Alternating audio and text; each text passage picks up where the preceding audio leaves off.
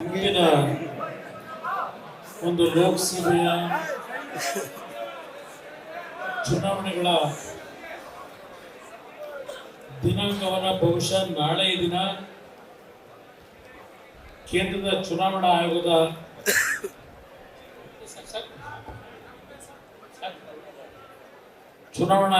ಆಯುಕ್ತರು ಬಹುಶಃ ನಾಳೆ ದಿನ ದಿನಾಂಕವನ್ನು ನಿಗದಿ ಮಾಡ್ತಾ ಇದ್ದಾರೆ. ಆ ಹಿನ್ನೆಲೆಯಲ್ಲಿ ಇವತ್ತಿನ ದಿನ ಮಂಡ್ಯ ನಗರದಲ್ಲಿ ಈ ಒಂದು ಬಾಬಾ ಸಾಹೇಬ್ ಅಂಬೇಡ್ಕರ್ ಅವರ ಈ ಒಂದು ಭವನದ ಆವರಣದಲ್ಲಿ ನಮ್ಮ ಪಕ್ಷದ ಎಲ್ಲರನ್ನ ಹಿರಿಯ ಮತ್ತು ಕಿರಿಯ ಕಾರ್ಯಕರ್ತ ಬಂಧುಗಳ ಸಮ್ಮುಖದಲ್ಲಿ ನಮ್ಮ ಪಕ್ಷದ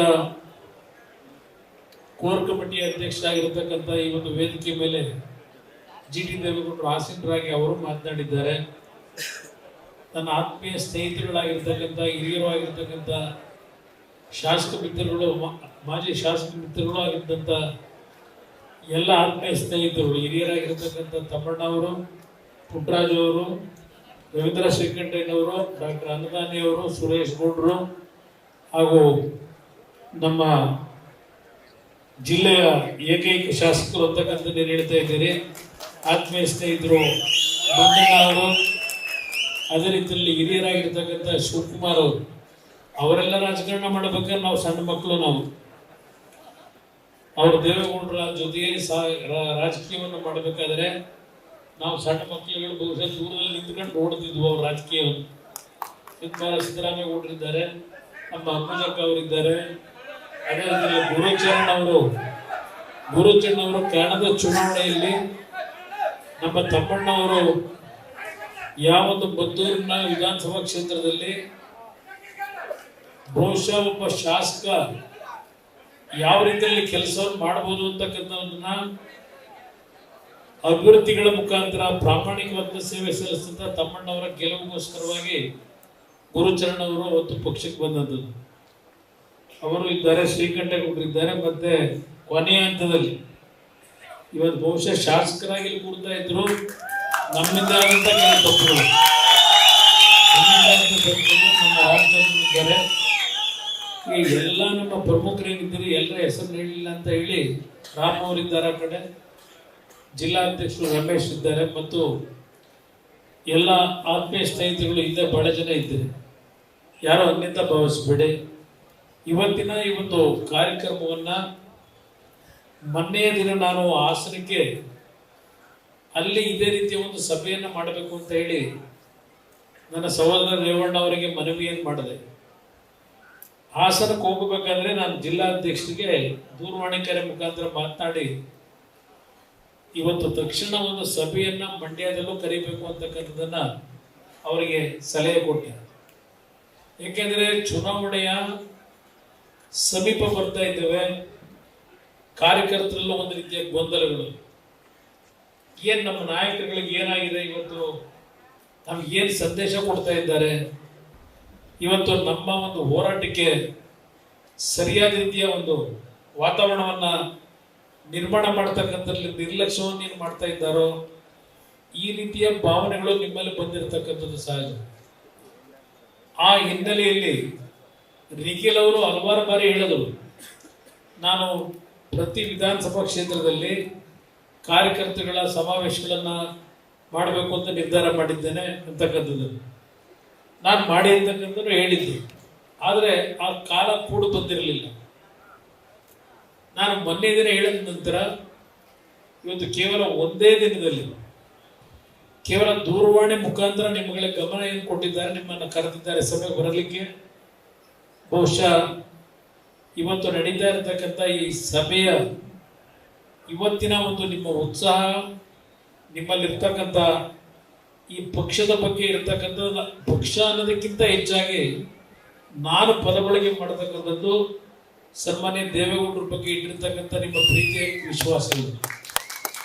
ಅದರ ಹಿನ್ನೆಲೆಯಲ್ಲಿ ಇವತ್ತು ಈ ಒಂದು ಕಾರ್ಯಕ್ರಮದಲ್ಲಿ ಸಭಾಂಗಣ ಸಂಪೂರ್ಣ ಭರ್ತಿಯಾಗಿ, ಸಭಾಂಗಣದಿಂದ ಹೊರಗೆ ಇಲ್ಲಿ ಇರ್ತಕ್ಕಂಥ ಜನರು 2 ಫುಟ್ ಜನ ಹೊರಗಡೆ ಬೆಳಗ್ಗೆಯಿಂದ ಇದ್ದಾರೆ.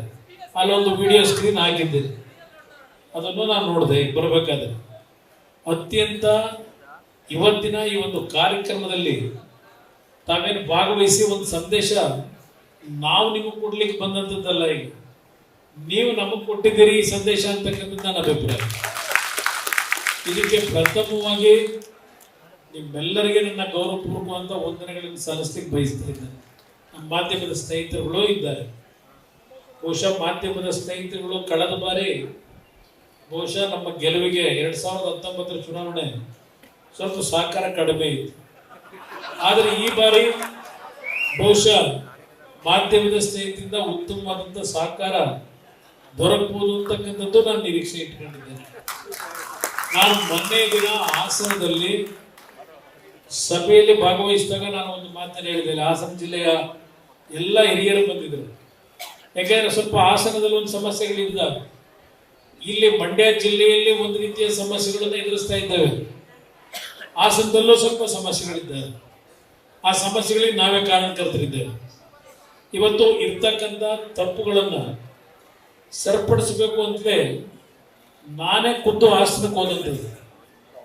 ಅಲ್ಲಿ ಸ್ವಲ್ಪ ಬೇರೆ ಬೇರೆ ರೀತಿಯ ಒಂದು ವಾತಾವರಣ ಇರೋದಷ್ಟೇ ಅಲ್ಲ, ಅಲ್ಲಿಯ ಒಂದು ಚುನಾವಣೆಯ ಹಿನ್ನೆಲೆ ಈ ಬಾರಿ ಜನತಾದಳಕ್ಕೆ ಸ್ವಲ್ಪ ಸಮಸ್ಯೆಗಳಿದೆ ಅಂತಕ್ಕಂಥದ್ದು ಅಪಪ್ರಚಾರಗಳು ನಡೀತಾ ಇದೆ.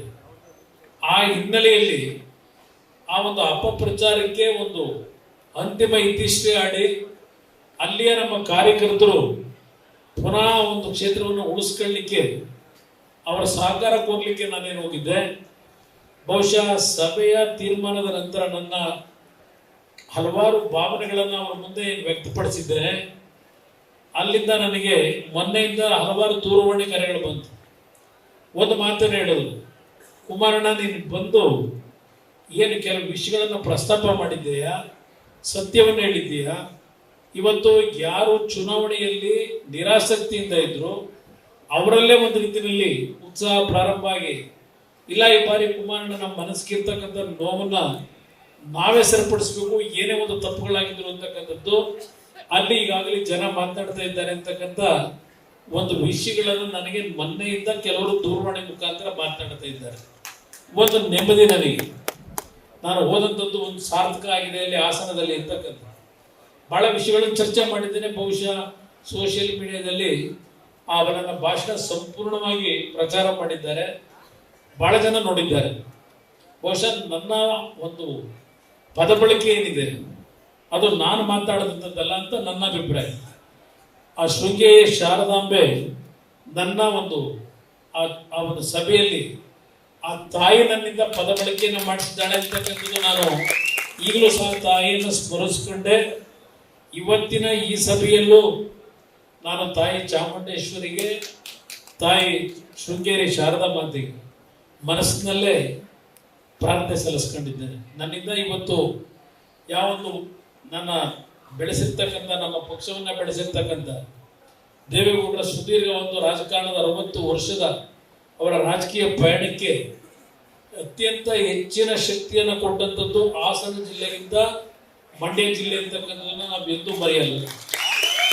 ಇವತ್ತು ಇಂಥ ನಿಮ್ಮಗಳ ಮುಂದೆ ಈ ಒಂದು ಸಭೆಯ ಮುಖಾಂತರ ಮಂಡ್ಯ ಜಿಲ್ಲೆಯ ಜನತೆಗೆ ಒಂದು ಸಂದೇಶವನ್ನು ಕೊಡಲಿಕ್ಕೆ ಇಲ್ಲಿ ನಿಂತಿದ್ದೇನೆ. ನಾನು ಏನು ಮಾತನಾಡ್ತೇನೆ ಅದು ಯಾವುದೇ ಒಂದು ನಾಟಕೀಯವಾದಂಥ ಮಾತುಗಳಲ್ಲ ಅಂತಕ್ಕಂಥದ್ದನ್ನ ಆ ತಾಯಿ ಚಾಮುಂಡೇಶ್ವರಿನ ಸ್ಮರಿಸ್ಕೊಂಡು ಹೇಳಲಿಕ್ಕೆ ಬಯಸ್ತೇನೆ. ನ್ಯೂಸ್ ಫಸ್ಟ್ ನಿರ್ಭೀತಿಯಿಂದ ನಿಮ್ಮ ಪರವಾಗಿ.